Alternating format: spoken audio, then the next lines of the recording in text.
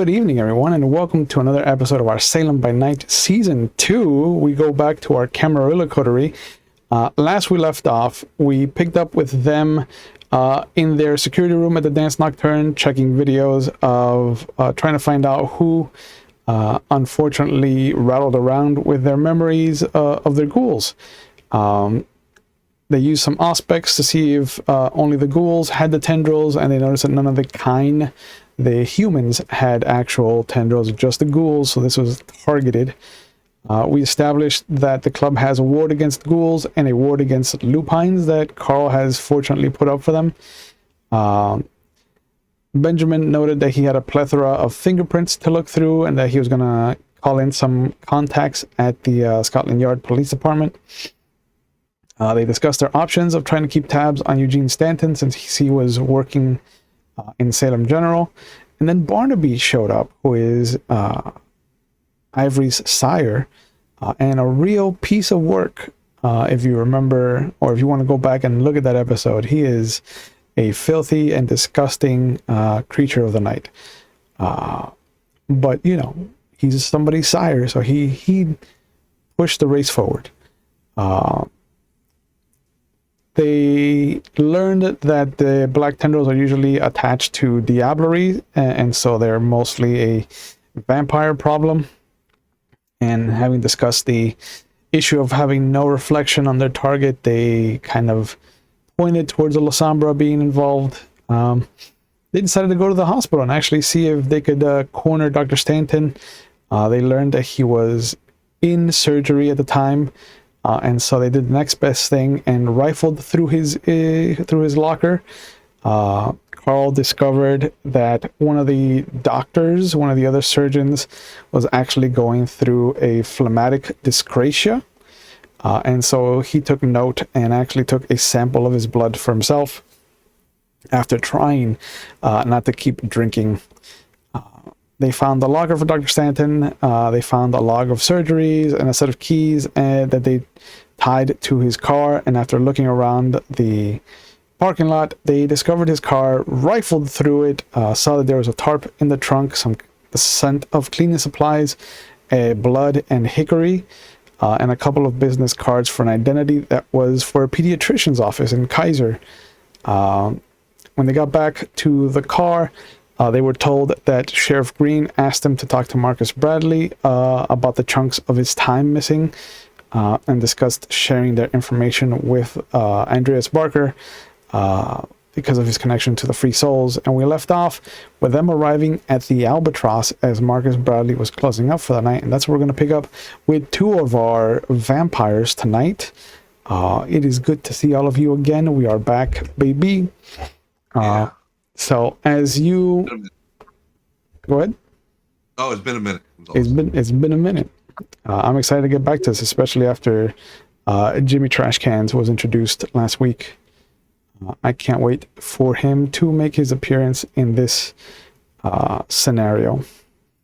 But as you park, because you're used to them, you'll notice that there are 3 cats kind of sitting down and looking over by one of the alleys between the businesses, and immediately Kathy will notice and just dart in that direction, just say Teddy, and happily go off and scampering. Marcus Bradley just kind of like will stare after her, shrug, and then come back to the two of you. Nosferatu with ADHD. You have to learn it. Yeah. Her attention span is, yeah. Yeah, it's So Marcus, how you doing? I'm all right, Miss Larson, Mr. Keller. Thank you for coming over. I have recently heard from some Ventru ghouls that time has gone missing for people. Evidently. We've noticed that too. Yeah, he holds the door open for you guys. Let me just tell Curtis and Martin I'll be downstairs with you and let them clean up by themselves. You can go on ahead. Sam's not in the office tonight, so make yourselves at home. And you see him go over to the bar and talk to the two black gentlemen that he has there. You recognize Curtis because he's almost always there, and he's probably Marcus's ghoul. The other one is a little bit thicker, a little bit of a dad bod. They both have this almost familiar resemblance, kind of like cousins, maybe. But he talks to them for a second, points at the door, and shakes both their hands and kind of follows you over and lets you down into the office in the basement. You'll notice that there's a little bit of scenery change. He now has a table in the corner that has two monitors with two different tape decks. And you'll see that there are two different camera angles that he has installed since the last time you were here. What angles? He's got one from behind the corner where the bar kind of ends, so that you come out. So it's got a little bit of the stage, a little bit of the bar, but it has the entire space itself. And then he has one, in the alley. Not the alley, the little hallway that leads to the bathrooms and to the supply closet that leads to his office, his secret office. And it's kind of pointed straight down into the club, so you see more of the one side where the kind of high tops are, and a little bit of the window and just the bottom of whatever car is parked out front. They're not bad angles, but they're definitely focused for something. Man, he goes over, he motions to the couch, and he goes over to a little drink trolley and he pours himself a drink, and he's like, I forget, can you partake, or is this being rude? Should I not? Go ahead. Thank you. Most people don't mind, unless you got something on tap. Yeah. No. I have something that you all can drink. It's just, I don't know if you want to get that way right now. It is late. Yeah, probably not. Probably not. That's an A. But as you sit down on the couch, you'll notice that there is a newspaper, the Salem Gazette, and there is an article whose title is circled, and there's what looks to be writing off on the margin. But he pours himself a drink and he comes over, sits on the seat opposite the couch. What's the title and what it says? The title is in relation to the negotiations to acquire the Sunshine Corporation by a Bootleggers Incorporated. Okay, I know Sunshine Corporation. Have we heard of Bootleggers? Bootleggers Ivory would have heard of, because it is the contract that defaulted with the bank so that she could afford the Danse Nocturne. Oh. So they originally owned the land for where the club was built. And what does it say on the margin? Fuck. Just in big capital letters, F-U-C-K. All right, so we need to know something about the Sunshine Corp. That was the that was Davies. That was Davies, right? yeah. He had bought up the land for the last call. Mm-hmm.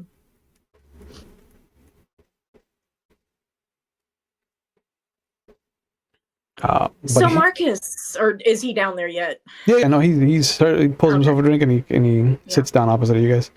Right. Yeah. What's going on? The way I understood it, so the Ventru ghouls came to me, because apparently it's too sensitive to take to Otis, and because I'm the next Primogen on the list of the shit stick, they came to me. They told me that there's been some shenaniganery around your club as far as memory has gone missing. Mm-hmm. And I asked them why they didn't just take it to you, since it is your establishment and your domain. But they feel that one of you might be compromised. And so Really? I wanted to meet with the three of you to see if that was an issue. I consider myself a good judge of character, and I wanted to see into your eyes if any of you would have been compromised. I would have been able to pick up on it, if anything. Well, sorry that Kathy ran off, but you know how she is. Yeah.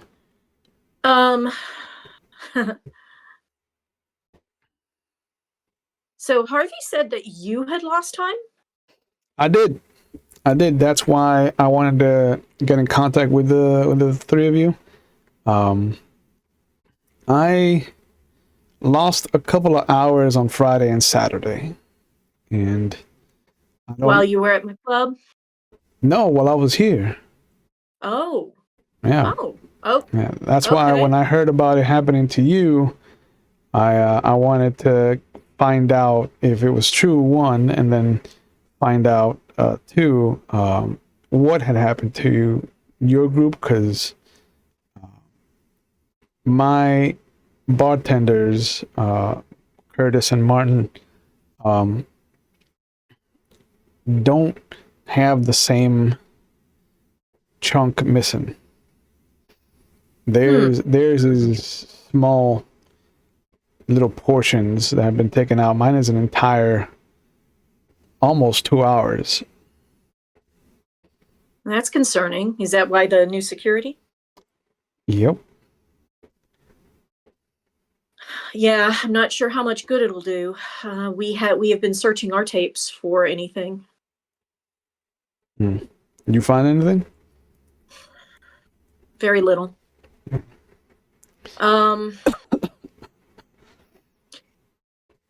We did find on my ghouls. Mm-hmm. I wanted to check them, make sure they were okay. All right. So I did so, and I found something there that when I noticed it, went away. Looked like black tendrils, which I know is attached to diablerie, but a ghoul couldn't. No.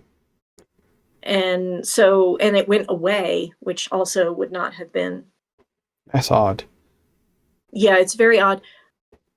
If you want, I can check you, if you are good with that, and see if it's there on you. I have not committed myself to that sin yet, so I have nothing to hide from you, Ms. Larson.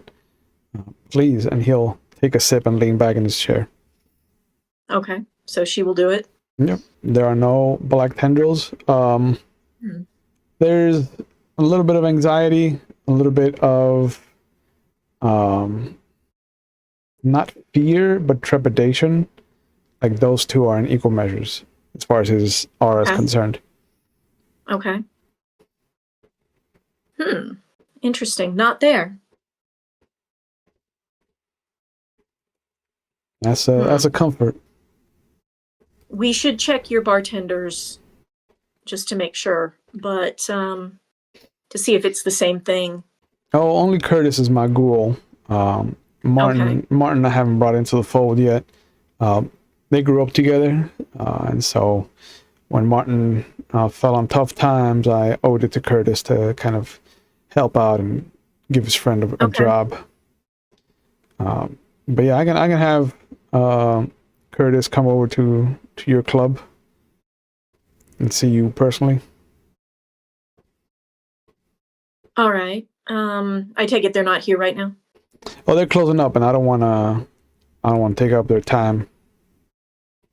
Since we're here and you're okay with us checking out your aura, I turn to Irene because she's probably better at it than me. You want to try maybe seeing if you catch a hint of anything unnatural that might have happened around here that might have triggered such loss of time?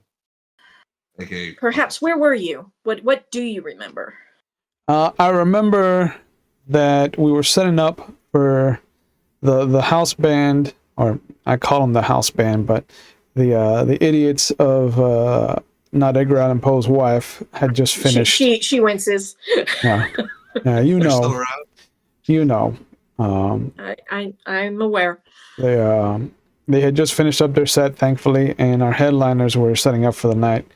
And I remember making sure that they were all right, and if they needed anything to come and pester me or Curtis. And then everything goes black until I hear the clapping, the whistling, and them saying thank you for coming out and giving their goodbyes. So from around 10 to around midnight, it's just gone.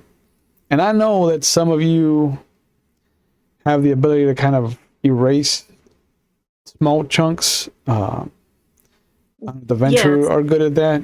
But this was an entire block of time.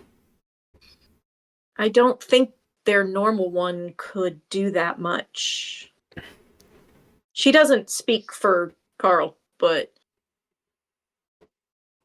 From what I've heard, it's hard to make that much consistent time disappear. Right. And like it makes sense because Curtis has chunks of time missing. And he remembers that somebody was coming up to him to ask for something, and then there's nothing until somebody else comes up. Did you feel groggy or anything like that? Like you'd been given something? No, not at all. And neither did Marcus. Like we know we're not. I mean, I drink on the job because I am I'm tolerant to it since getting this gift. But I know that Marcus doesn't drink on the job.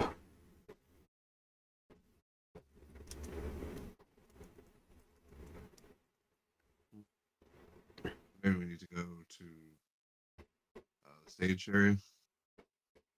Sure. Yeah, if you think that'll work, we can go upstairs to the stage. He finishes his drink and he kind of walks up the stairs. He stops at the top and he says, if this happened to you and it happened to me, is this a coordinated kind of attack? I don't know, but I do know that it's causing a lot of ripples. Right. And if it's powerful enough, say vampire, for lack of better information at the moment, to cause that level of memory wipe, we're dealing with something big. Yeah. And he takes you upstairs and he shows you you're on the stage area. And at this point, you see that Martin is outside smoking a cigarette, but Curtis is still around. And he goes, Curtis, could you come over here and let Miss Larson kind of take a good look at you? She's had some training with medical procedures, and I told her about the fog on Friday and Saturday. And he's like, yeah, sure. And she will play that up and have him like follow her finger and do that kind of thing. Look at things while she is doing Scrytosol. Yeah, and he doesn't have the black tendrils.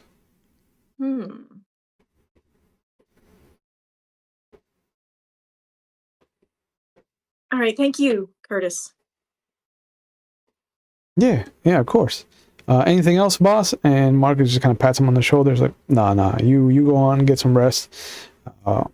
Remember, tomorrow's your day off, and I'll make sure that Martin comes in so he can talk to Claudia about ballbacking for her. He's like, yep, you got it. And they shake hands.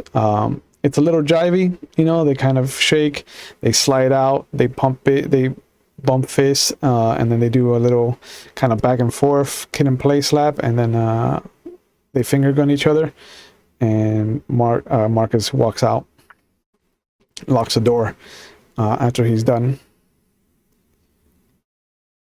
All right. You catch anything on him? No. However, if they realized that we saw that, they might have cleared people. It's possible. I don't know what it is, so I don't know, because when I checked it, it went away. And that would give it a kind of impressions that I don't like it having. Yeah. Oh no. But I didn't see anything. Damn. All right. Now, what times are we talking about? And she's going to correlate it with the times that things were happening at her club. Like I said, between 10 and midnight. It was Because during. that's about the time it was happening at her place, right? Yeah. Hers was more like 11 to 1. Okay. But it was just before 11, so like around 10:30, 10:45, and it was like maybe 1:10, 1:15, that chunk of time. Now, you said it was Friday and Saturday. Both days. So it happened at the same time for you both days? Give or take, yeah. It was always when the headliners were going to take up. So when everybody's looking at the stage. Correct. And not paying attention.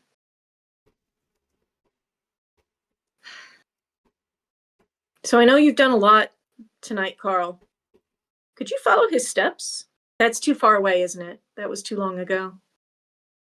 Let me see. Well, for Blood Walk, we need an actual sample, but maybe eliminate Trail of Prey.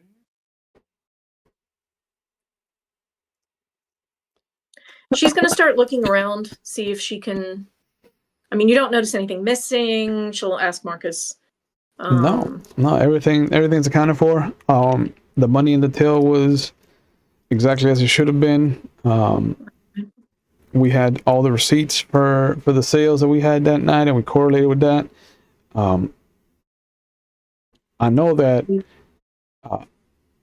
Marcus and I had extra money from tips that we couldn't explain, but it doesn't make any sense. Just point of order. Who are we talking to? I thought we were talking to Marcus. Yeah, Marcus Bradley. Sorry, Curtis. Yeah. I'm talking about Curtis. Okay. Yeah. You keep switching the names, and I'm getting confused. Yeah, because they sound so similar. But Curtis is the bartender. Marcus is the owner. Right. The drawl is for Marcus. The neutral is for Curtis. Okay. Curtis. And you looked around for anything added, I'm sure. Yeah. There no science fiction bugs. The main phone had nothing added to it. We cleared it out. Nothing under the bar. Nothing under any of the tables. Nothing on the stage itself. Sam was downstairs. Who was the band? On Friday, we had a new band, an all-girl band who have been kind of like impressed by the Bangles. They call themselves Bubblegum Princesses. And I wish I could tell you what they were like, but I can't. And on Saturday, we had I don't know what you would call it. And I wish I had remembered what they were like, but everybody seemed to have kind of found it depressing, like a little bit of depressive rock. But they were called Oblivion's Shadow. You know, that should have been a clue, but that's a point on the you hope for irony when you book people. Yeah. She does look around using her heightened senses and see if anything strikes her. Today is Sunday, right? We're talking today's Monday. Monday. Yeah. Yeah, it's the last vestiges of Monday. Okay. So technically we could. You look around and there's something. It's faint, but it is around the bar. There are little kind of like, it's very Star Trek holo, like the transporter feeling, where it's just like there's little sparkles where like the center of mass of a person would have been, but they're fading. Does it fade as fast as the black tendrils did? No, Okay. it looks natural. It looks like it's decaying at a rate that it's probably within another couple of hours it'll be gone entirely. Okay. There's something here.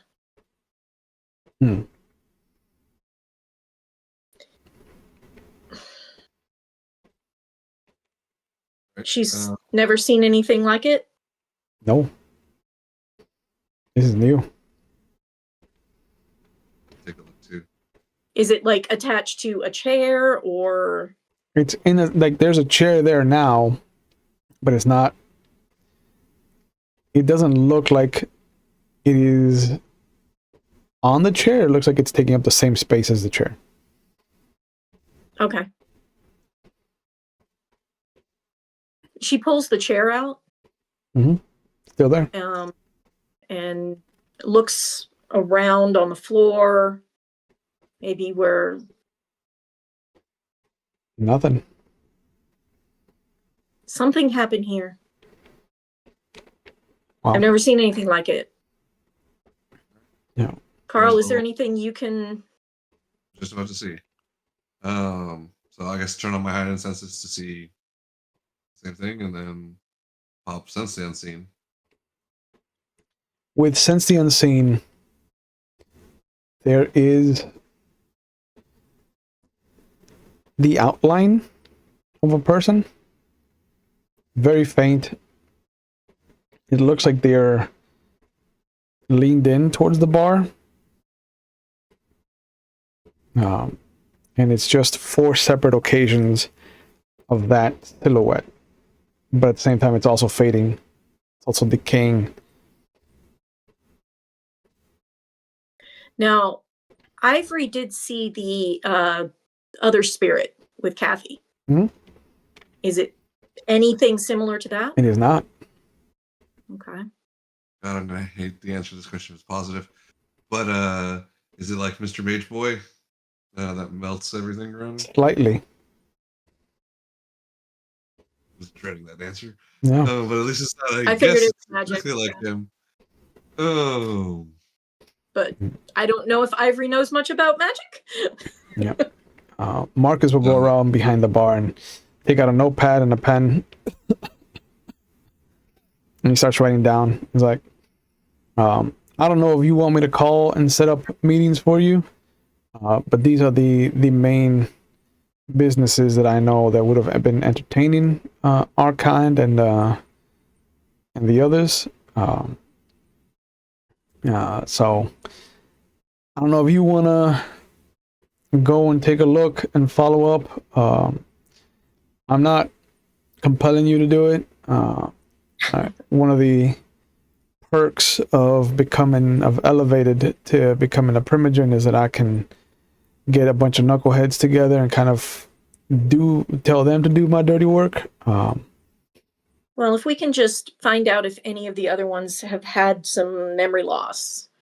Yeah, that's why I figured since you're already ankle deep in there, I don't know if you want to. We've got a few things on our plate right now. All right. But can she tell? Is it like an outline of this person? It is kind of like a cookie cutter. Like if space and time was a cookie sheet, then there's this kind of outline. If missing, just like a thread width, but it's missing. Okay. Not enough for detail of a face or anything. No. Well, maybe not a face, but what about male, female? No. No? Okay. No, like if you try to turn around to kind of get a 360 view of it, all you see is just the line. Gotcha. Right? You can see it from this angle, and then it just starts to become that width. Now, I'm kind of curious to see what this will do. So with Eliminate Trail Prey, I get 24 hours unless I make a crit, which would give me 2 days. And so We might be out of range because you said we're at the end of the night. On Monday. And Marcus lost time between 10 and 12 Sunday. So was it Sunday or Saturday? Saturday, Friday and Saturday. Friday and Saturday. Oh, and we're all the way on Monday. Yeah. So never mind. You've passed the 48 hours, yeah. Yeah. Okay, never mind. But he hands you the list anyway. He's like, just in case any of this comes up, let me know. But I'll try and find some people that can ask around. But on the list is the Vagabond Bar, which is owned by Primogen Thompson, who you know is a Tremere. There's the Local Underground, which is owned by Primogen Pool, who is the Nosferatu Primogen. There's the Forlorn and the Forgotten, which is owned by Linda Jacoby, a whip in the city. There's the Wicked and the Vine, who you know is owned by Baron Morrison over in West Salem. And there's Mustafa's Emporium, which is owned by Mr. Ibn Abbasi, who is a ministry member that was part of the tower until Hyde was deposed, and then he switched sides. Oh, okay. You went Anarch? Mm-hmm. Well, because more than one side. Well, yeah, Anarch Sabat. Which way? Yeah, he went Anarch. Already had too much Sabat activity for my taste as it is. Yeah. So I don't think Ivory has a clue what this is. I don't know if Carl would mention anything to her in front of other people, but I'll wait till Orlin. Okay. But he hands you the list and he's like, Miss Larson, have you seen our associate, Mr. Grant Reynolds, come by? He used to swing by here whenever Melvin was around, and since his departure, I've lost my ability to keep tabs on Salem's Most Wanted. And I'm not as friendly as Sam is with Erickson Wood, but I hear that they're kind of buddying up. Really? In what way? You'd have to talk to Sam about it. She's kind of tight-lipped about it, protective, I guess, of Mr. Wood. But I know that she's let it slip a couple times that she's seen them together.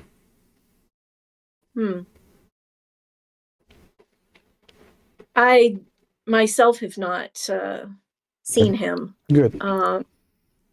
But you mentioned before, last time we talked, that just a couple days ago, actually, that you, he's the one who brought you Manny's, Yeah.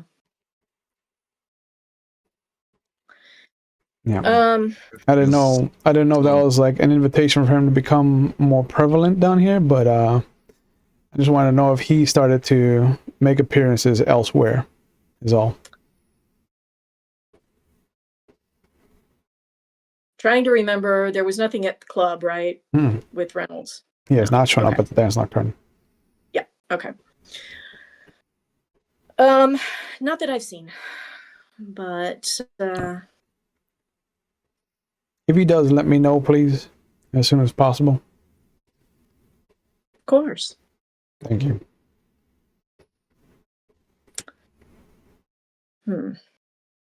Anything else? No, I think that's it. I appreciate you coming in so late. If anything else bubbles up, I'll get out and get a word out to you. As of right especially now, if anybody else, if this is compromising everywhere. Right. Although, if it is a coordinated effort, it has to be more than one person, so this could get interesting. Right. That's what I'm worried about. I was hoping that you would talk to the Primogen Thompson and Primogen Pool to see if they had been spared the assault, if this is an assault, since they're much higher on the totem pole than I am. I don't have She to. looks over at Carl for. I don't have Premier to. Primogen. I don't have to remind you how the clan think about thin bloods. I'm aware. So am I. I have always found you a friend. I appreciate that. But I know that you might have a way into Primogen Thompson's good graces, Mr. Keller. So I'll leave that to you. You can reach out to Yeah, I think I'll tap Tulip to go talk to Primogen Pool. I'll talk to Mr. Kobe. I haven't seen her in a while. The two Anarch businesses, though. And do you think, and this is me asking it out loud to get different opinions, but do you think that we should bother with that? My worry is that they might be in league, or might be.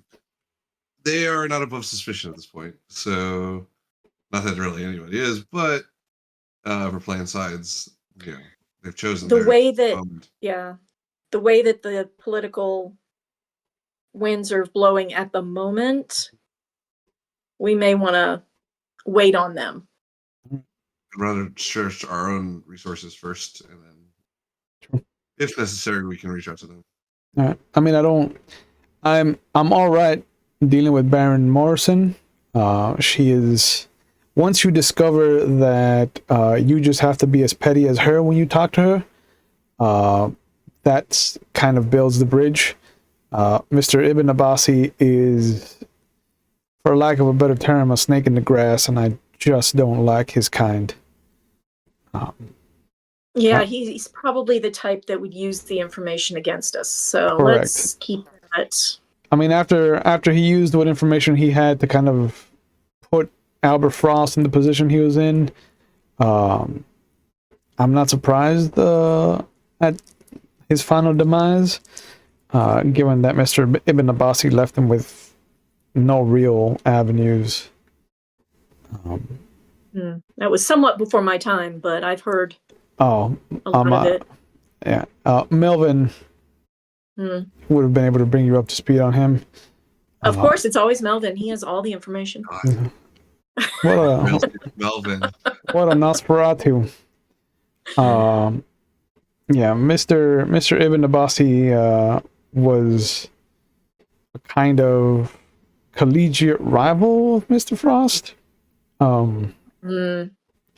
But he also had a cult with him that was borderline dangerous. So I haven't heard anything from them, but who's to say he's not hibernating? Not throw information at their feet. Right. All right. So let's keep it tower business for now. You got it. And he'll come around and extend his hand out to both of you. Yeah, absolutely. And she'll shake his hand. You let me know if you get the cool recipes in. Still need to talk about that. I've got a few that I'm working on right now. There have been some people that have outside of our spheres of influence that have been very generous with their blood. And he goes back around the bar and he pulls out a little vial. Like, it's a kind of blood vial from the hospital, but it doesn't have the little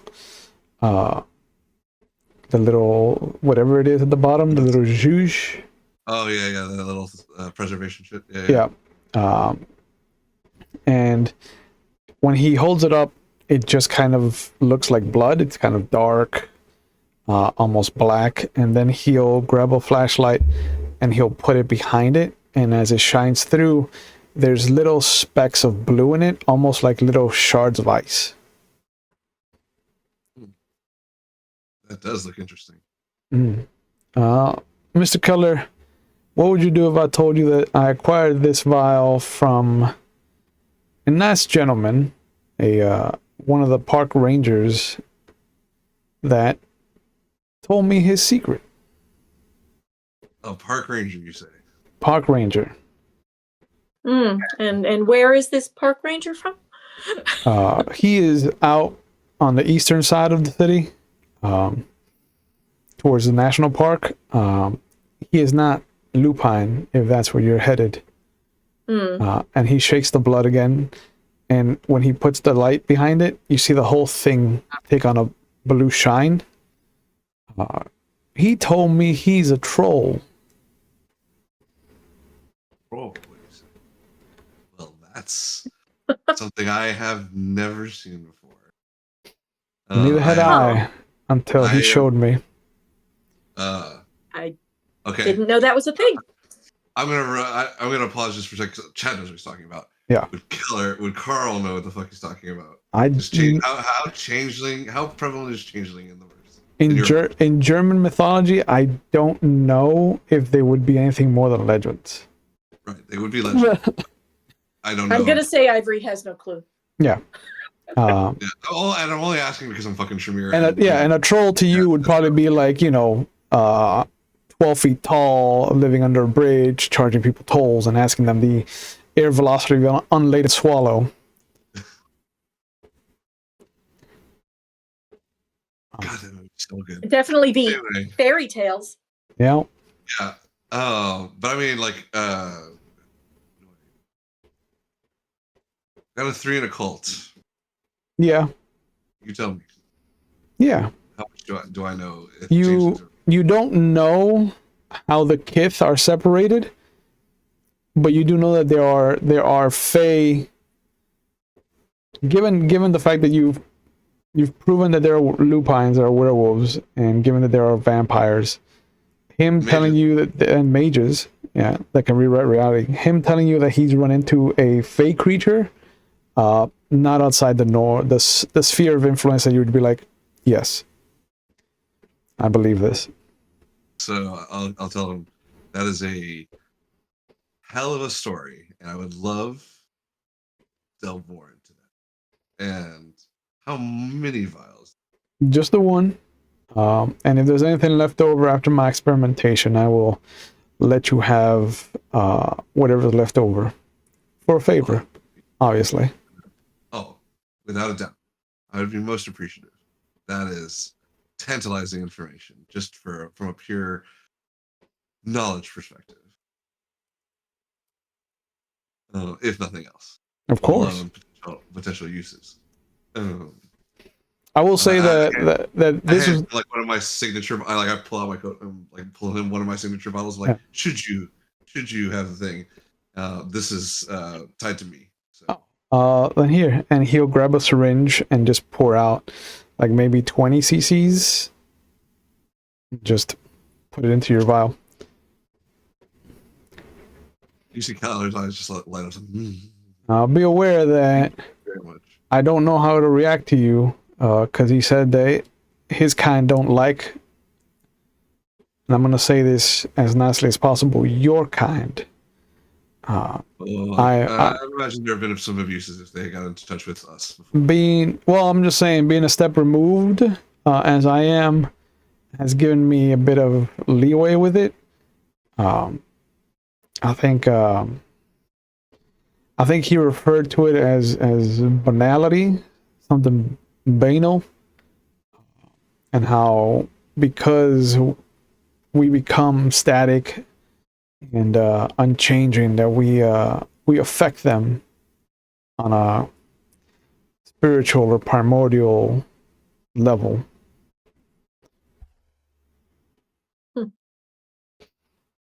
Oh, so that is kinds of interesting. Right. So obviously I would love to meet this individual at some point, but I understand if they don't want to. I'll ask. He's not unfriendly, but I can definitely, once I learned the truth of him, I understood much more why he is the way he is. If that makes any sense. Yeah, well, when you understand the nature of a thing, right? Right. He called himself a troll, said that he was a grump, and I was like, well, you know, I know that you're surly. He was like, no, that's an age. And I thought, all right, sure, whatever floats your boat down the magical river of whatever the fuck. This world gets more and more interesting as time goes. I have seen so much shit, Mr. Keller, in the 50 years I've been a vampire. I agree, same. And Same. as a Seeing bartender, more and more. No, as a bartender, I'm sure you get all kinds of creatures that just wander on through. I have a list, a little bingo card of that I have to add faith to now because, you know, apparently werewolves, mages who can rewrite reality, ghosts, and now fae. You know, it's not enough. No, I'm sure reality will throw us more twists before this. Yeah. I thought vampires and mages and werewolves, oh my, were enough. But I guess not.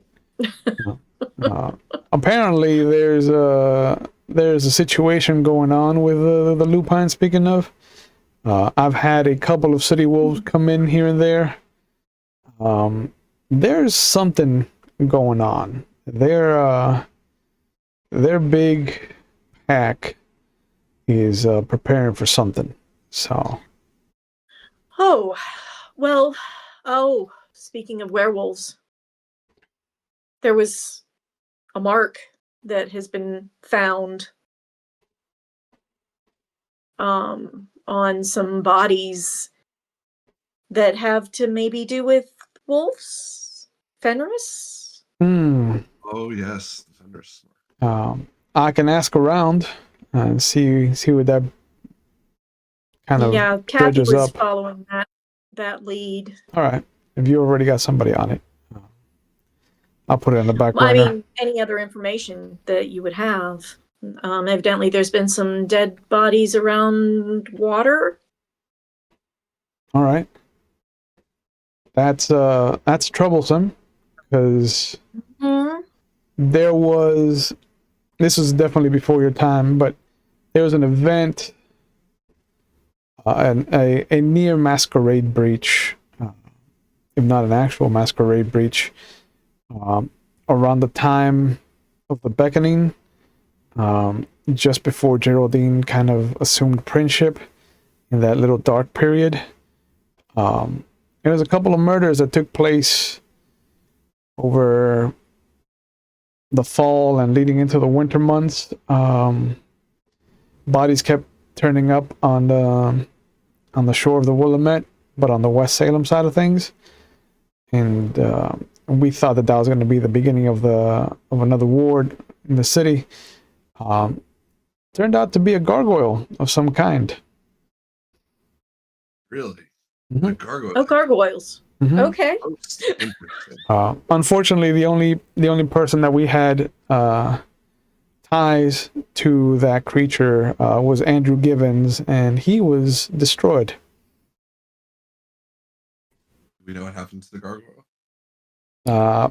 Apparently, Mr. Wood and Mr. Barker destroyed it.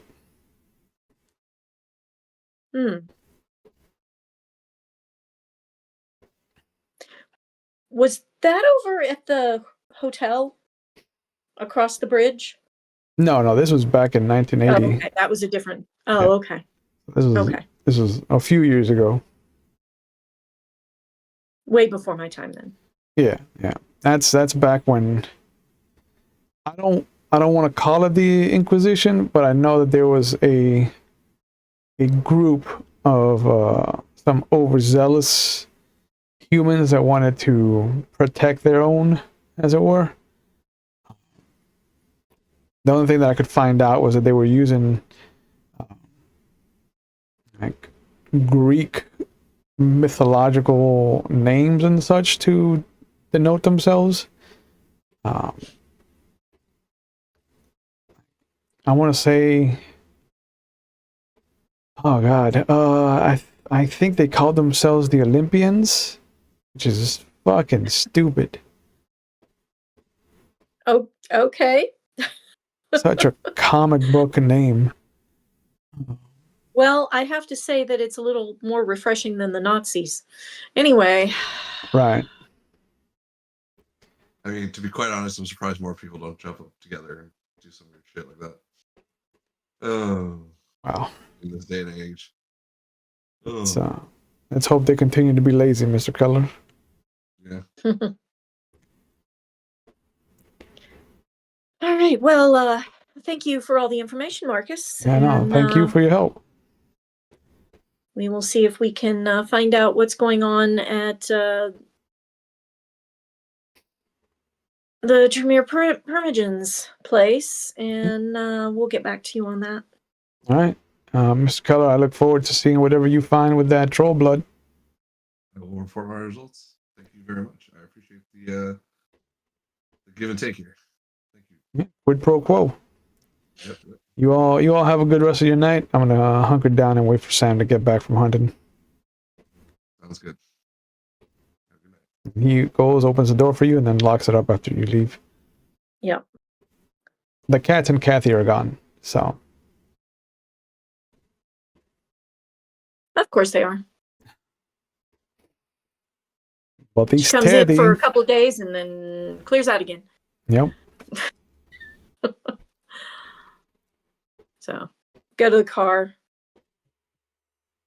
So, did you get anything more? So what you were seeing of the image, the cookie cutter image, is all very reminiscent to like an aura left over by a mage. A mage. Some level of magic thereof. For instance, the reality bending psychopath that I ran into left shit around like that.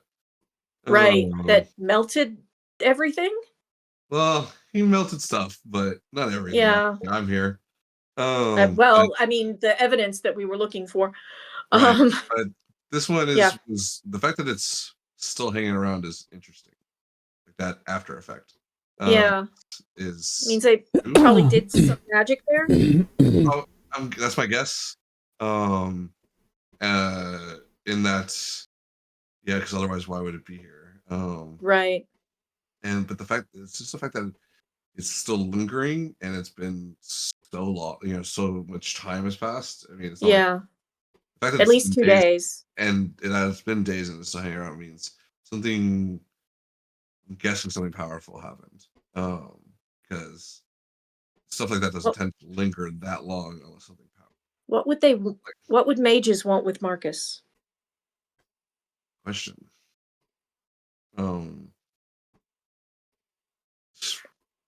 And if it is mages doing all of this, that opens up a whole new line of inquiry, of which I know nothing about.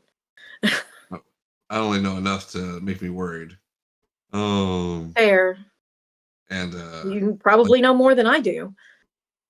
We have a past with mages, let's just put it that way. My clan. Yes. And the there's so many not unlike every other section of humanity that groups itself together. There are so many factions that so many motives running around that I wouldn't even know where to start. Fair. Just off of magic by itself. And as long but as the flavor was not the same as you had felt with that mind bending one. Well, you said no, right? Which is kind of akin to it, right? Nope. Yeah, no, it wasn't as nearly as crazy, for lack of a better term, or reality sucking itself inside out kind of thing. Powerful. Yeah, it was. I still think it radiated. I mean, the fact that it's still around measures as a measure of power by itself. The fact that its echo is still here, even if it is decaying. Yeah. Okay, so if this is actually mages doing this, then it opens up a whole new line of questioning of what they can do. We were looking at what vampires could do, but what if it Right. wasn't them. Well, they certainly would have no problem messing around. The fact that they're reality benders. Memories would be in their purview as well. Right. But again, and the black tendrils, I have no idea. That's the part that throws me, because as far as I know, even say like that part, because I wouldn't know about that part. So as far as I know, black tendrils have nothing to do with mages. I mean, it could be my perception of something. I think I tagged it too, if I recall correctly. I don't remember. But even if I didn't, going off the thing, you've seen doubling marks, so I'll trust your. It wasn't like them though. It was a little different. Oh, okay. I'm assuming it was. Yeah, this was alive. Like the doubling marks just kind of like sit there and are interwoven with the color. This was vibrant and it was pulsing and it was wriggling from one color to another. Okay. Okay, so we might be chasing a different tail. She'll describe that a little more. Okay. But all right, so I'm very out of my depth. Do you know of anybody who knows anything about magic? No, that's the second question. Do we know anything about the Nafandi and all that fun stuff? No. Okay. All right. So fix that. I mean, it's a good pull, but yeah, it's a little guarded for what the mages deal with. I had a feeling. I just want to make sure. Yeah. All right. So I don't believe I have any actual mage connections. But would your Primogen? That was my next poll. That if anybody would, Primogen would. Well, we need to talk to him anyway, evidently. Right. Would you like to make an appointment? Yeah, let's go ahead and reach out and touch somebody. Yeah. Well, I believe that's you. Okay. Yeah, you do have a car phone, so you could call immediately. Exactly. Yeah. She will indicate the phone. Yeah. Let's use the car phone technology that I never got to use. Yeah, you call the vagabond, and you can hear that there's still some people in the background, but you don't recognize the voice. It's a woman, and she goes, "Vagabond, how can I help you?" I'd like to Thompson, right? I'd like to speak to Mr. Thompson, please. Mr. Keller. Mr. Keller, he is not in right now, but I can leave a message if you'd like. I would. It would be. Don't want to say it's urgent, but it is important. Okay. And she's like, you can hear her scrounging around, moving stuff in the background. The phone falls once, and then she picks it up. Sorry. You said Mr. Keller and important. Yes. And he has your number? I believe so. But if not, let me. I give her an ivory car phone and the Nocturne, right? If that's okay. Danse Nocturne? Yeah. Okay. Yeah. Okay. Oh, the Nocturne. Okay. Yeah. Yeah, one of the girls who worked here said that she applied to work over there. Oh yeah? Yeah. I haven't been out there, but I'm looking forward to checking it out. It's a hell of a club. Noted. Anything else, Mr. Keller? That'll be all. Thank you so much. Okie dokie. Thank you.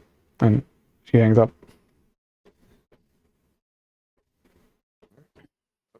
I hope you don't mind me overhearing. No. Told you about magic. I think we're okay with a little phone conversation. So that one that girl that applied the other day, went over there. Interesting. Apparently. Mm-hmm. Now, they were...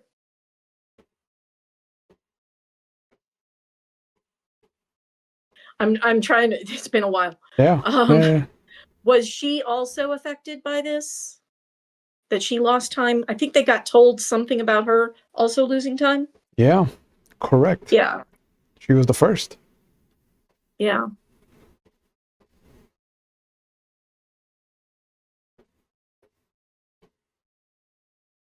All right. So she's somebody's ghoul. Whose ghoul was she? Did you guys ever find out whose ghoul she was? I don't know. So, well, I don't even remember this chick, to be quite honest. So, yeah, it was the camera thing. We were going to take a picture because there was a thing. Mm-hmm. Actually, I don't think she was the first. She was the next one we saw, or something. No, but I'm saying she was the first ghoul to talk about memory loss. Okay. As far as the stream is concerned. She came in and talked about it after when she brought her application in. Mm-hmm. Yeah, that's right.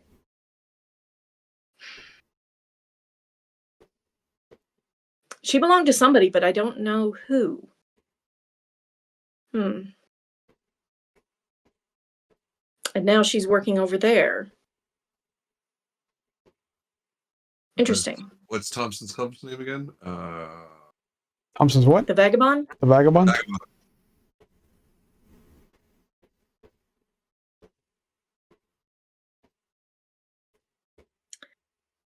All right. Well, we have 50 irons in the fire as usual. So I think it's time for, because you said it was already late as it was, right? So we need to get these names to Benjamin so that he can do some background checks and get some possible addresses. That's what Kathy wanted. I don't know what good that's going to do, but who knows? Might lead to something. Pull at all the threads, see what comes loose. Yeah. Exactly. So the next night, nothing major will happen. It isn't until Wednesday that Primogen Thompson has some space available for the two of you. If both of you want to go, I don't know if it's just a Carl thing. I have no problem with fire. But that Monday night, Ivory will wake up to a phone message that was taken during the day. You mean Tuesday? Because it was Monday. Well, it was going into. No. No, because if it was like in the morning, the AM of Monday, you would wake up on Monday, right? Correct. Okay. So I'm with you now. Welcome to Vampire time zones. Yeah. So. Well, yeah. noon is midnight, and vice versa. Yes. So it would be. You go to sleep Sunday during the day, and then you wake up Monday night, and there is a message that came in from a Jacqueline Stevens, wanting to know if you would be willing to host a West Coast gala for the homeless in the city, and wondering if the establishment would like to host for the radio station that she works for and a special guest band that is up and coming called Roxette. She left her phone number at the offices of WFXE, as well as her personal phone number just in case. Okay, so it's a benefit? Mm-hmm. Is that okay? And have I heard of this band? You've got your finger on the pulse because you had who did you have for your opening? Yeah, the Bengals. You had the Bengals. Yeah, who were mentioned. So I would think Roxette is in your gravity. I think it's in your orbit. Okay. What do I know about them? Guy and a girl, mostly as the lead singers. They're a little poppy, a little synthy. That is the thing at that time. So yeah. It really is. But they they're doing things with a male and female that haven't been really done before. Everybody expects like a male and female to do like I've Had the Time of My Life from Dirty Dancing, or Right. or Islands in the Stream, and Ain't No Mountain High Enough. But they're doing like synth kind of Devo stuff together. Interesting. Okay. So, I don't know if it's the Danse Nocturnes So style. kind of like Eurythmics kind of thing. Oh yeah, they're definitely on the Eurythmic wavelength. All right. Has Susan never heard of Roxette, or are you just? I have not actually. Okay. Okay, that's why. I was like, you're really role playing this Ivory angle, and I was like, wait. No, I don't know that one. Okay. Take a look up Roxette's "Listen to Your Heart." Okay. Oh wait, is that the Listen to Your Heart before it says goodbye? Yeah. Oh, okay. Yeah. I know who you're talking about. Yeah. I that's their big. That's their big hit. Yeah. Yeah. They're very much like Savage Garden before Savage Garden, like a whole decade before Savage Garden.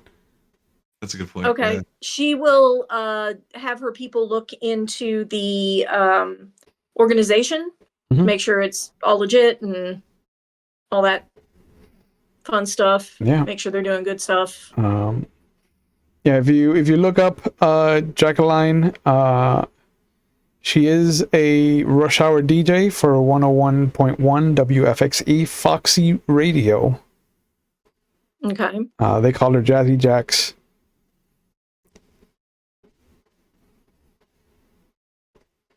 All right. I think she's just gonna run it by Benjamin really quick, just make sure there's no red flags or anything, and then she would probably, as long as it doesn't interfere with any of her other events, she'd probably go forward with it.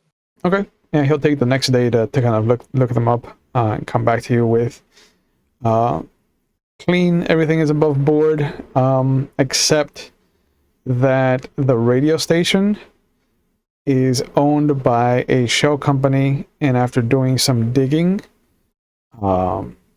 there's a tier of shell companies that own the radio station, and then a company that owns that company, and a company that owns that company, and so on, about 4 steps removed until it gets to Ballard Industries. Would she know that name? Probably. Okay. He's big in Chicago. Oh. Yeah.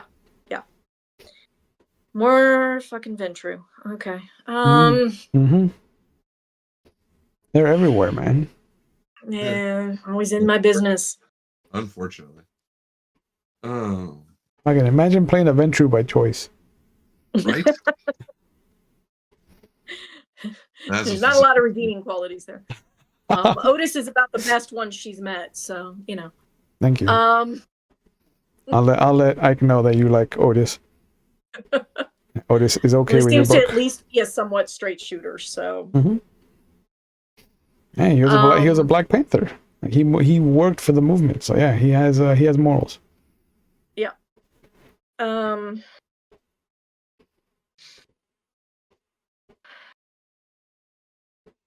It's far removed, so it's not like he has his fingers in the pot directly. Yeah.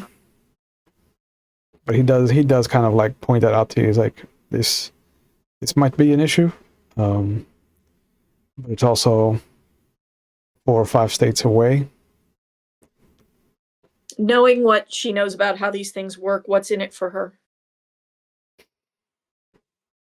It depends how connected Ballard is to it. If it's just something that is a revenue source for him, probably just a publicity for the club. It is a radio station, ma'am, and it is rush hour traffic, so right. It would be at least, if it were me, at least a fortnight of plugging the show, making sure that people knew about the gala. It could be something. Yeah, she's going to run the contract, make sure that she can, have everything that's needed, and all of that. But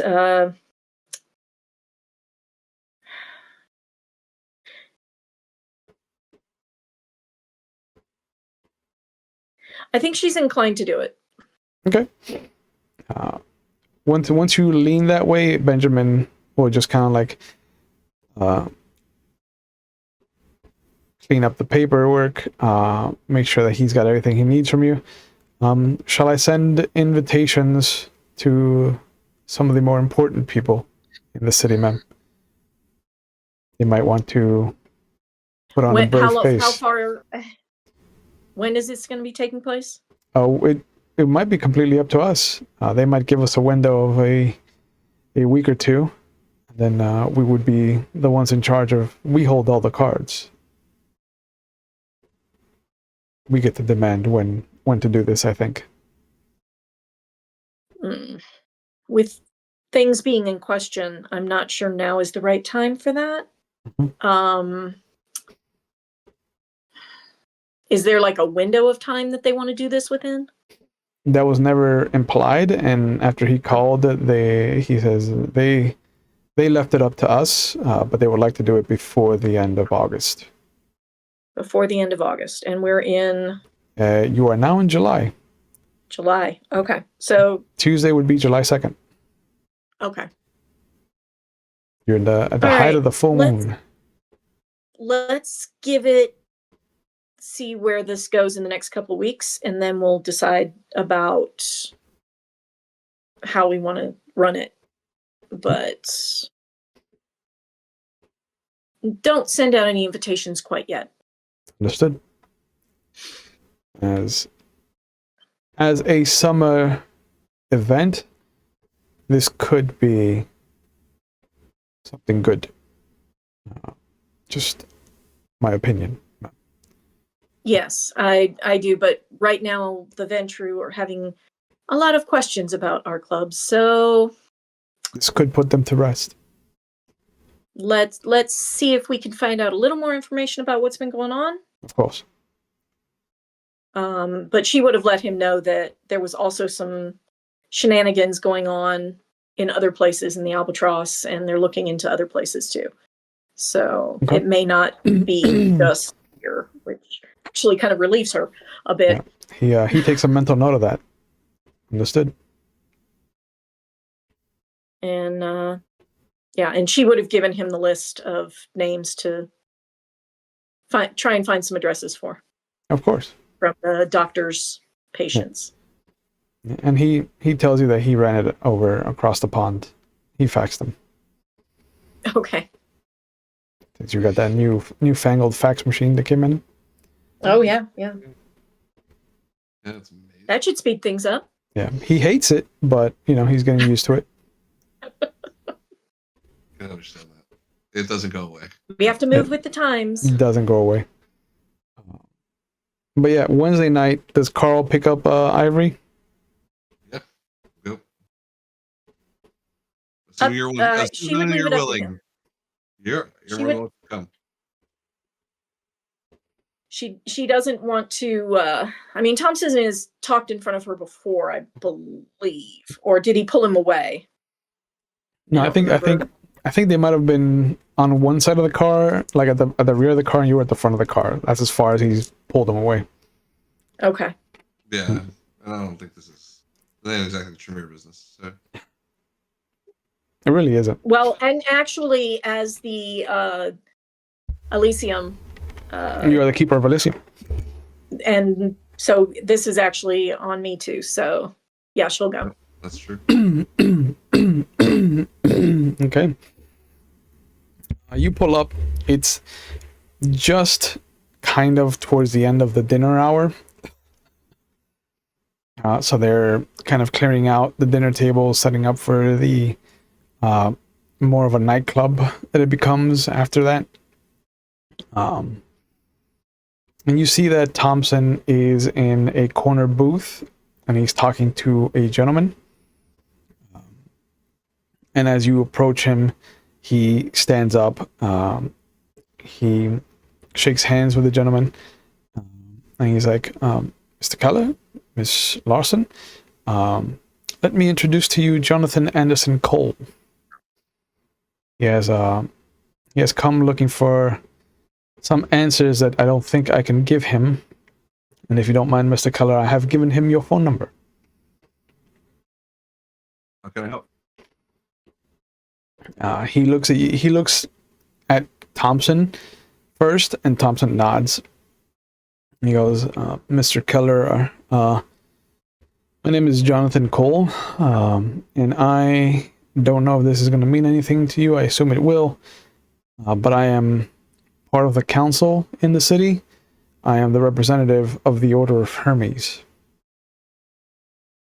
Means stuff. Or it does mean something, brother, I should say. Good stuff, dude. Obviously, cool. Party on.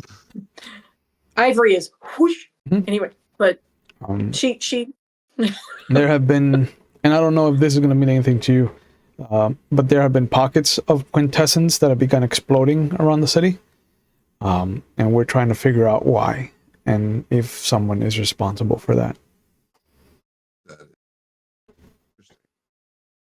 Mr. Thompson says that you might have encountered one of these pockets. So that's one of the reasons why we were coming to see you. What was his first name? Thompson. Thompson is, I'll tell you right now. That's Primogen. Yeah, Richard Stephen Thompson. Richard, that's what. So I think, I guess we're on well enough terms by now to say Richard. I'm not gonna call him Dick, but we'll go. Yeah, no. You're not on those terms. Right. So, Richard, oh, you know Tricky Dicky here? Yeah. We're boys. Boys, we go. Anyway, Richard, we've came to talk to you about our own interesting random occurrences. We've been running into missing pockets of time in memory. We experienced it both at Ivory's Club, the Danse Nocturne, where we lost some time that we cannot account for, and then we were just speaking with Marcus the other day. He lost 2 hours of time twice. Right? He said twice, but it was Friday and Friday and Saturday. Last Friday and Saturday. And when we investigated the area via our site, given we say aspects, whatever it says. So given our gifts, I saw what I would definitely call echoes of true magic. I described the outline thing in the area, and so that was part of one of the reasons we were coming, because we've already seen it hit Ivory, Marcus, and we were coming to see and ask you if you were missing any time in your memory or in any of your employees' memories. I know that there's a new girl who has spoken about losing some time. I haven't heard anything from anyone else. Was it here that she lost time at? Yeah. Interesting. Yes, she said that this might be the same girl that was applying. Yeah, she said that if you say it out loud, he's like, I think it was. Yes, Miss Fowler. She mentioned that she had lost some time at the Nocturne, and then a couple nights later, after I brought her on, that she lost a couple of chunks from here. I checked her over to see if she had been fed on, but she hadn't.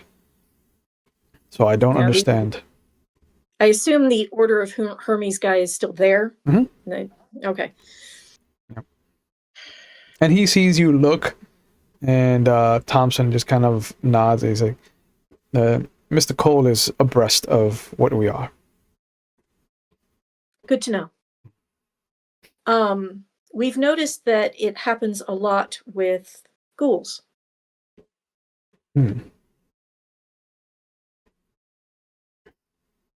Interesting.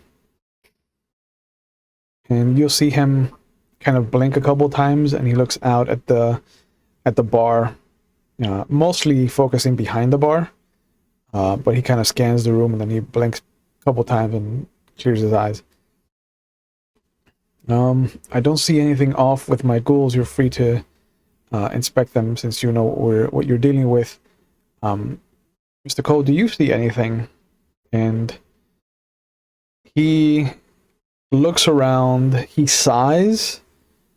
I hate when you tell me to do this in front of people. And he'll pull out a pair of reading glasses and put them on. Ivory has no clue. No. But for those of you who have never played mage, mages have to do their magic coincidentally. Otherwise, reality tells them that they've pulled a no-no and they slap their hand real hard. Naughty. No. So he puts his glasses on and just kind of like pushes them back and forward for a bit as he's kind of like pretending to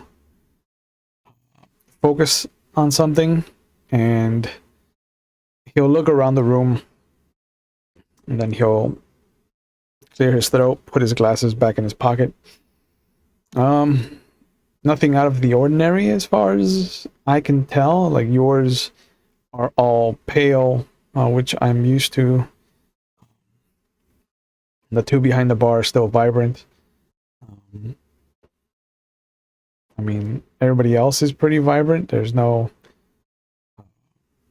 what's the word you use? Kindred. Out and about, except for the three of you.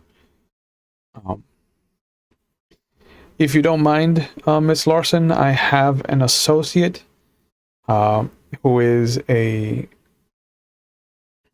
what we call an ecstatic. His name is Floyd Barrows. I would love for him to be able to come by and maybe scope out your place.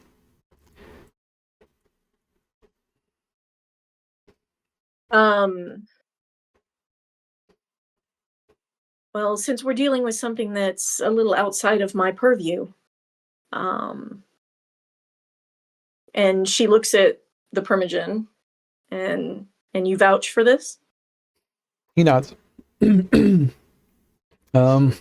As far as I've come to learn from Mr. Cole, ecstatics are called that because their clan, as best to describe it for our kind, is called the Cult of Ecstasy. They are... That's quite a name. Yes, they revel in, and Mr. Cole puts his hand up. There are several rumors about what they do and how they get to the point of bending reality, but those are rumors.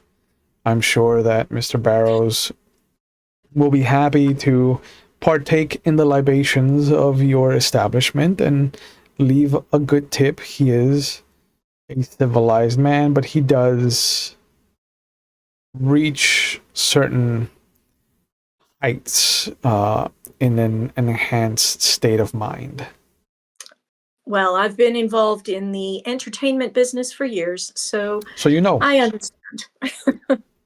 Yeah.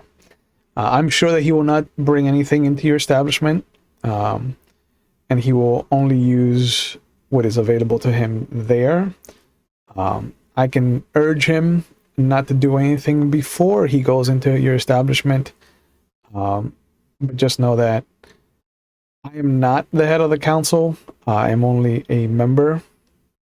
Out here, the head of the council is what we call a verbena.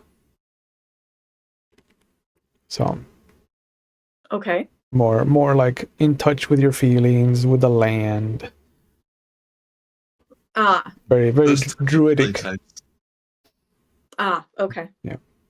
I mean, it's funny because he doesn't look druish.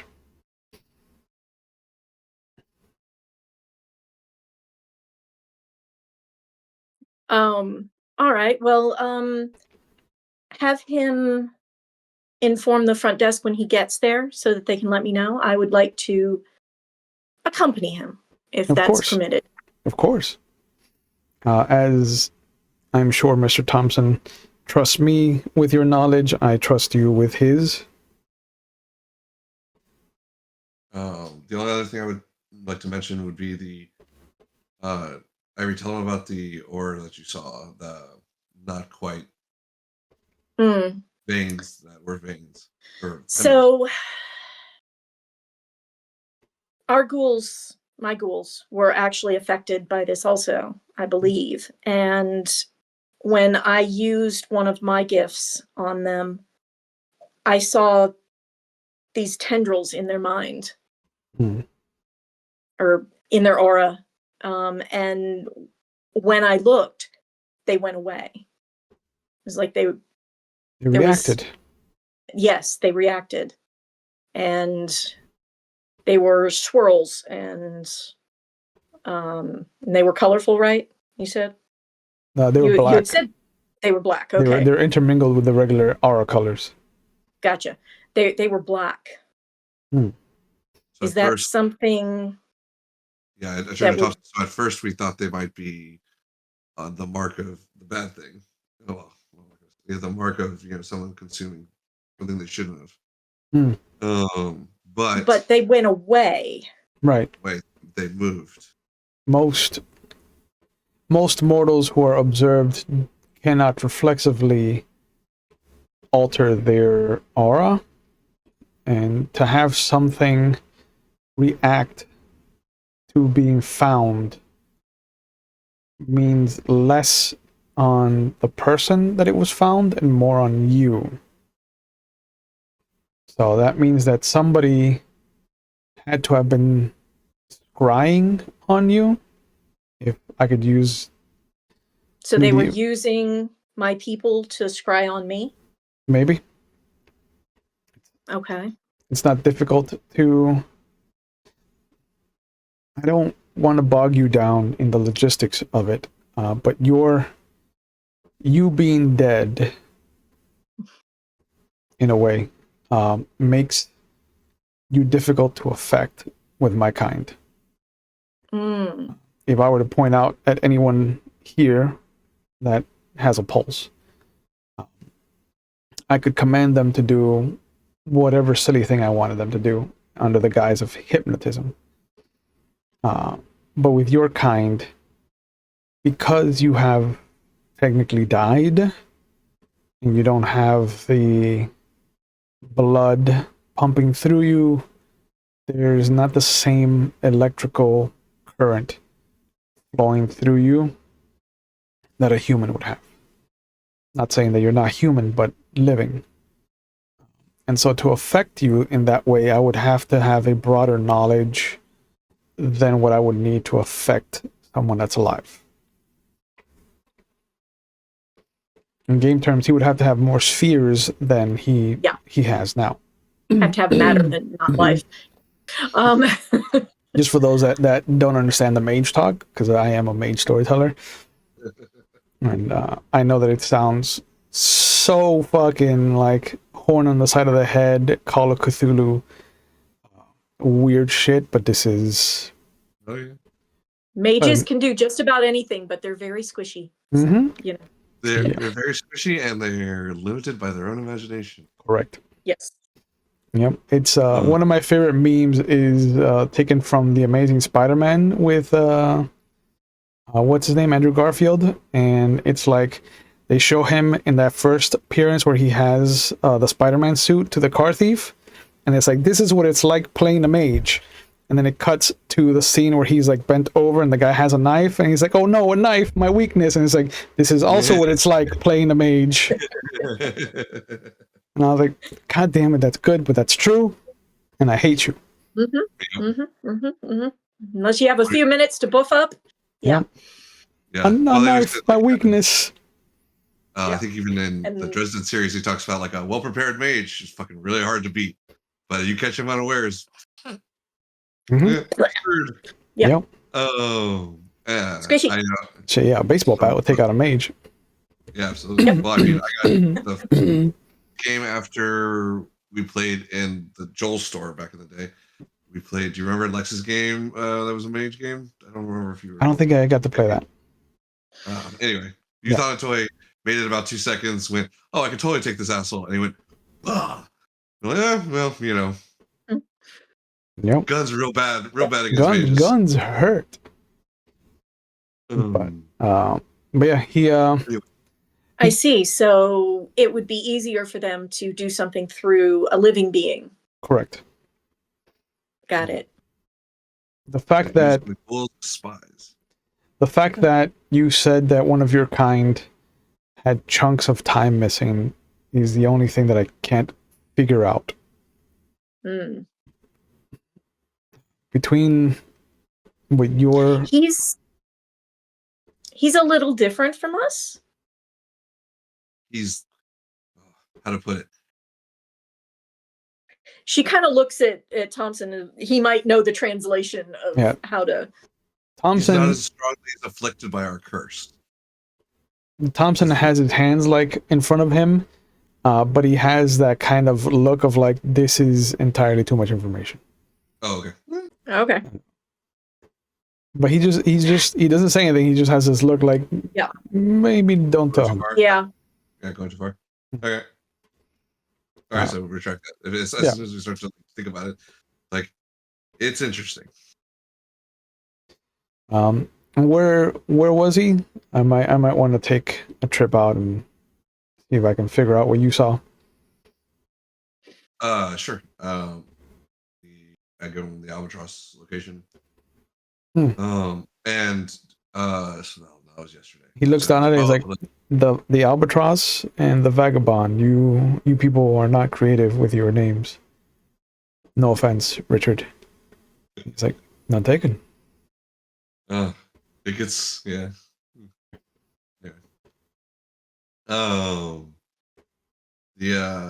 I think we said it was decaying within hours, right?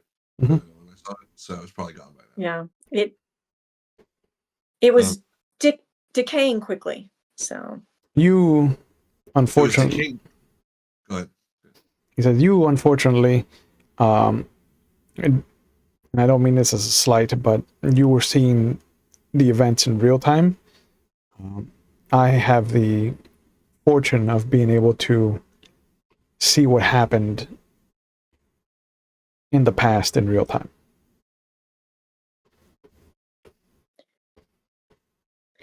Excuse me for noticing the obvious, but you can manipulate time. I can see time.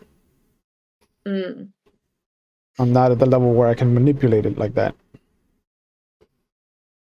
Fascinating. Says the person. If he was behind it, what he would say. Anyway,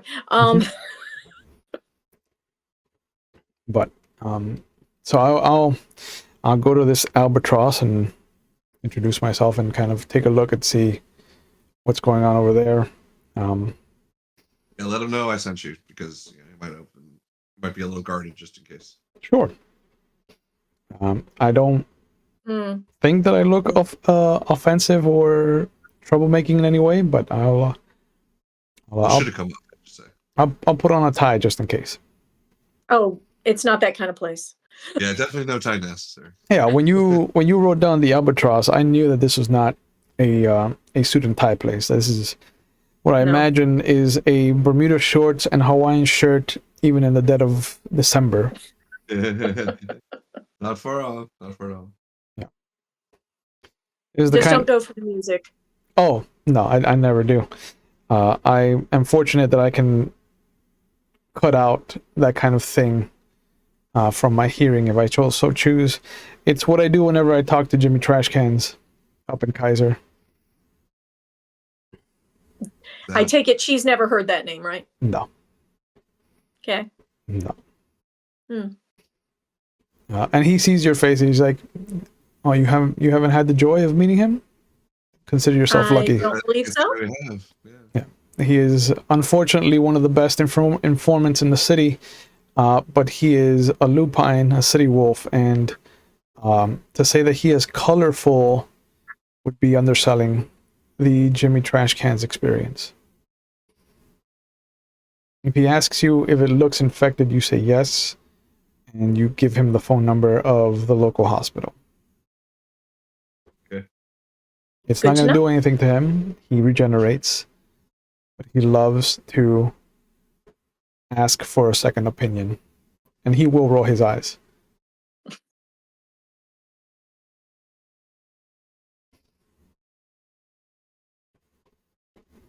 But he shakes Thompson's hands, and he extends his hands out to the two of you. Yep, absolutely. She will shake hands. It's a rare pleasure. I've got to meet one of your order Fermies. Thank you. Of course. As far as we, and he kind of gestures to himself, are concerned in the city, there are not a lot of us, so we all kind of know what's going on as far as our troubles are concerned.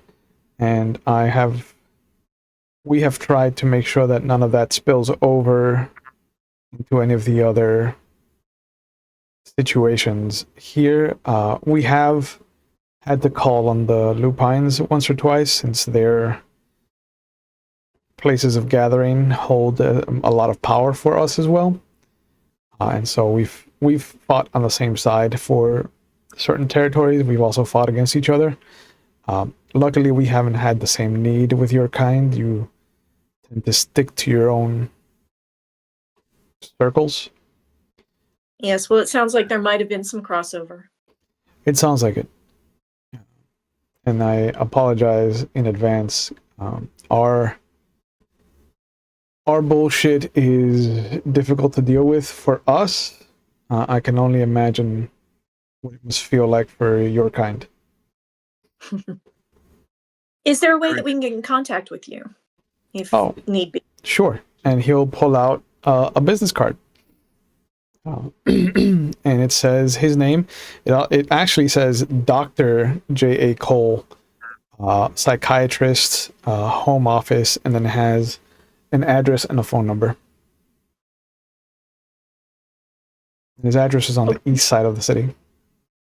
Address, excellent. That must be. If you feel like you need help, I don't know. I can't offer you the same assistance that I can to the living. Like I said, your brains are very different. But I have a tendency to help people who find that they are stuck and who need a bit of help, a little nudge, finding the path. So if I can do it for you, and you see he has this little kind of revulsion when he says ghouls, but if I can do the same for your ghouls, please don't hesitate. Seeing that you're familiar with Mr. Thompson, I can offer you a great discount for my services. I'll definitely keep that in mind. I never knew of anybody who was a psychiatrist to the special. I mostly have daylight hours, but I can make exceptions if need be. Fair enough. Same in turn, obviously. It's Thompson, if we can. It's been very interesting. If we can help, I'm a student of knowledge. I'm always interested in helping. Perfect. If it can advance that cause. I'll let you get to your conversation, and he excuses himself, and you see him go to the bar, and he puts his hand on the small of the back of a young woman. They say something to each other, and then he escorts her out. I'm totally aura reading them. I just want to see. They're both mages. Their auras are a kaleidoscope of colors. Right, that's what I wanted to see. Yeah. The only other one I saw was fucking Mad Boy. Yeah, same because Ivory's never seen only one. thing. Yeah. It is. There is that one color that the aura kind of gravitates towards. Both of theirs. His is more leaning towards wonder. Hers is kind of leaning into frustration, but there's just that one color that pops up, and then there's just colors. And it's not like they're trying to fight for control of his aura. It's just like they are always present.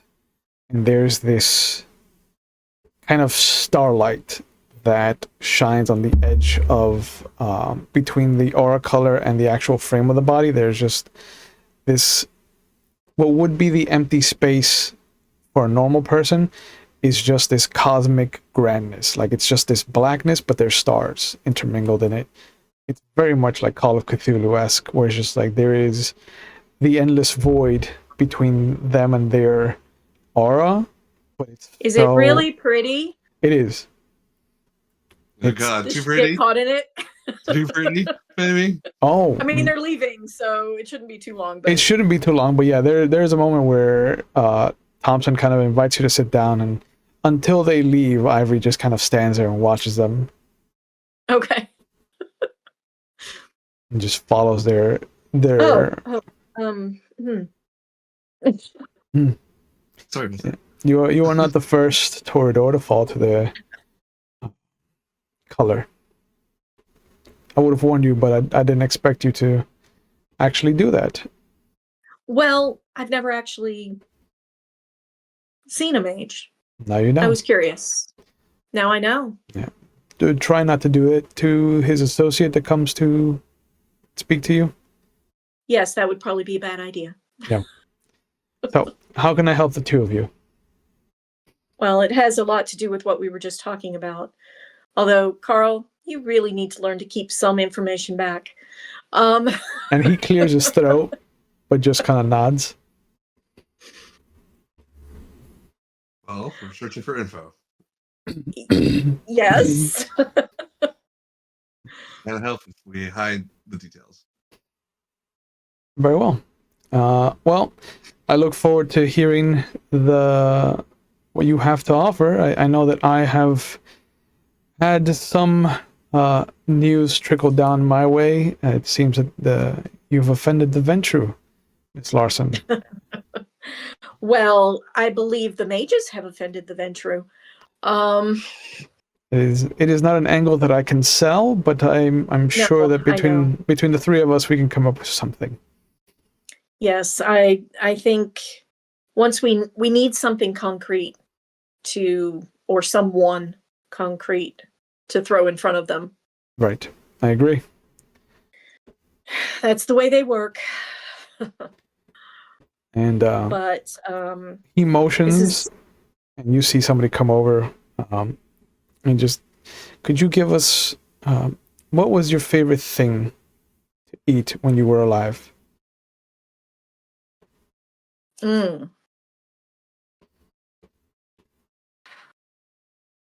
Steak.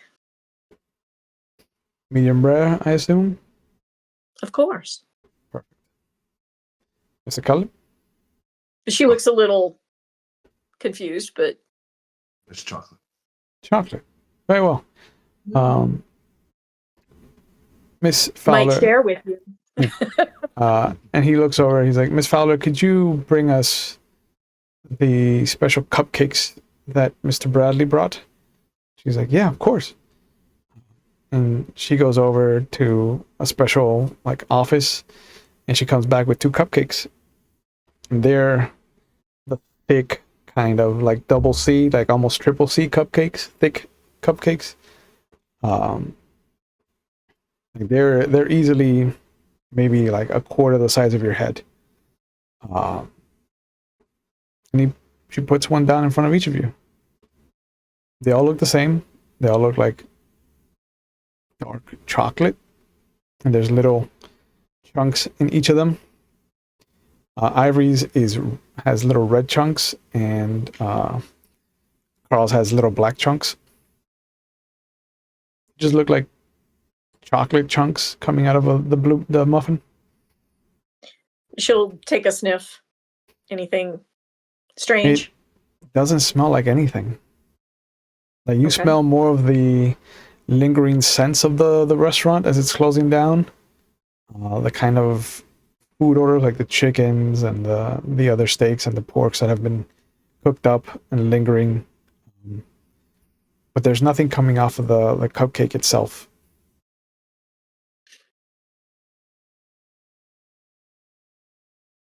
And she looks at Carl. All right. Don't be afraid. Don't be afraid. You can ingest this. I'm told that they don't exist in our reality. Oh, I love it. Oh, that's interesting. With some level of decorum, but she will break off a piece, and the name I was given is chimerical. And the moment you put it in your mouth, it tastes exactly like what you remember of food tasting when you were alive, whatever your chosen food was. For Carl, it is the best Swedish chocolate he's ever had. For Ivory, it is the best kind of grilled steak, medium rare, hint of gravy on it. He says, this, Mr. Keller, is what I wanted to talk to you about when you called me. And she will continue to eat. Yeah. I need to know how Marcus created this. I need to know how we can profit off of this. And with that, I think it's a good point to call it for tonight. So, so thank you guys for coming back for Vampire, the Camarilla chapter. I'm excited to see where we go. I wanted to introduce some non-vampires, because every vampire that you have to deal with is a fucking dick, except for Marcus and Otis. And there needs to be non-dicks in Salem. And I also had to work in Jimmy Trash Cans, so you have an excuse to go talk to him and meet him, because he's such a delight. Go see a werewolf. Such a delight. Yeah. Well, we already, like Marcus mentioned, the whole werewolves are getting riled up over something thing, and we've already had a brief run-in way back. Oh god, it's been a couple of years now, right? In real time. In real time, yeah. And the where we ran into that pack of don't fucking show up at our doorstep again. Yeah, you guys went to the park. Yeah. But yeah, as always, thank you guys for coming back. I want to thank the audience as well for joining us, and as always, I want to give you guys a chance to plug whatever you're into. So let's start with Chad. What are you up to? Where can people find you on the internet if you want to be found? Sure. So my wife and I are opening up a vet clinic in Leesburg, Florida. That's the main thing I've been working on. She's the doctor. I'm just the brains behind the operation, as it were. Well, the flunky brain. She's the better brain. Yeah. It's if you find, you can go to our website. It's epcvh.com. Sorry, I had to lick my fingers for that. Yeah. It's perfect as in PURR. Perfect Paws and Claws Veterinary Hospital. You can find us there. You can find us on Instagram and Facebook. Right. Put the link in Discord so I can create a chat command for you, so I can have that pop up in our Twitch chat, just like Ivory. Susan's dice link just went up in our Discord, in our Twitch chat. Yeah, I'm your dice dealer. Dice dealer. What's it? These excellent dice that we had. We did not actually have to roll tonight, but we didn't actually. Yeah, I got mine. But and then I started experimenting with stone dice. Oh yeah, I heard. Oh, that's awesome. Like as in like made out of like actual. They're heavier than the resin, so they feel like they've got some weight behind them. So that's kind of cool. Nice. And then stone, or is it? It's ceramic. It's like a ceramic resin, and then containers and things that I've been playing around with. Not actually selling these yet, unless message me. We'll see. Okay. It's always a deal. Yeah. But wheeling and dealing. Yep. All right. Thank you guys again. Thank you to the audience members who came with us for this return to our Camarilla chapter. As always, you can catch us here Mondays with Vampire the Masquerade. Tuesdays are for either Werewolf the Wild West or Scion First Edition, which is just starting up. It will be off tomorrow, but otherwise it will be coming soon. Everybody has made their characters, and it's going to be a very delicious group of characters to kind of run around with. No one has a rivalry with each other, which is so rare. Wow, really? Yep. Wow. Okay. No They one chose has. like the three gods that don't hate each other. They It's did. amazing. They picked the right god out of each pantheon to not be offended by another person's pantheon. And if not, you can catch us here on Thursday for Legend of the Five Rings or 7th Sea. This Thursday, they will be meeting a new member to the Pirates, the Pirates of 7th Sea. Or otherwise, you can catch me on McStabber Studios every Wednesday as I've infiltrated their Wednesday World of Darkness games. And if not, you can catch me there this and next Friday as a special guest on their Kansas City a domain divided vampire game where I get to play the best sire that has ever existed 2 years running, Rurik Rakosi of Simitsi of the Sabbat, Templar. Just a good guy all around, because that's one of the best types of sires. One of the best. He's the best. I don't know. Does he beat mine? Oh no! You know what? That's Actually, yeah. The best kind of sire. Because yours is a Toreador scumbag, and I'm just a Simitsi who's like, I want to do better for my childer. Mm. He needs to be perfected, maybe completed. Yeah. There's growth to be had. But I will be having as well in April, and I'll remind you guys as we get closer to that, a mini series coming every Saturday of the month, which I'm excited to kind of unveil as the cast kind of coalesces. But there have been hints to what it is in last week's vampire game and a little bit of the Alpha War game, but there was a lot of hints being dropped in this session. So I'm excited to get that underway. But as always, thank you guys for coming out. Please be aware that we take mental health on the channel very seriously, and if you feel like you are not okay, please know that it is okay to not be okay. There are people out there who want to help you. If you're watching live, there are phone numbers going up in our Twitch chat. They'll be in the description box if you're watching on YouTube. There are resources available. Please know that if you need help, that there are people out there who are trained to help you, who can help you, and that if you're not in the United States or you don't do well with phone calls or text messages, you can go to findahelpline.com and find the resources in your area. Especially if you're not in the United States, they'll have a list of resources that you can try to find in the area nearest you. So please be aware that they're out there, and please take care of yourselves, because the world is better with you in it. So as always, please be safe.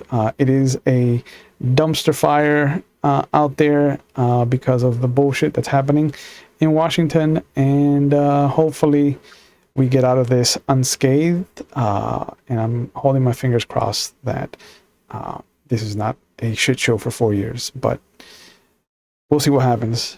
Stay safe, be well, and we'll see you when we see you. Bye, guys. Yes.